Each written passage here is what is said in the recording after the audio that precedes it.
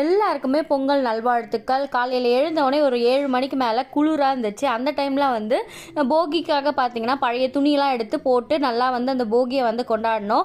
First time என் பையன் கூட இப்போ தான் வந்து நான் போகி கொண்டாடுறேன். சின்ன வயசுலலாம் தனியாக தான் கொண்டாடிட்டு இருந்தேன்.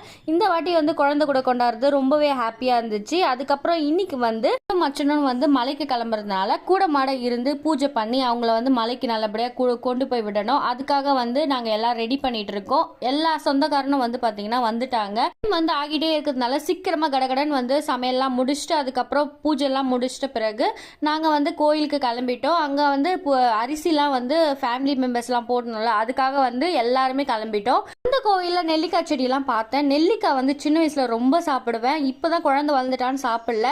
ஆனா நெல்லிக்காய் பார்த்தவொடனே ஆசை விடுமா, நல்லா நெல்லிக்காய் வந்து முடிஞ்ச அளவுக்கு சாப்பிட்டுட்டேன். அப்படியே தொட்டாச்சிலிங்கி செடியும் பார்த்தேன். எத்தனை பேருக்கு நெல்லிக்காய் பிடிக்கும்னு சொல்லிட்டு மறக்காம கமெண்ட்ல சொல்லுங்க. வீடியோ பிடிச்சதா லைக் பண்ணி சப்ஸ்கிரைப் பண்ணுங்க.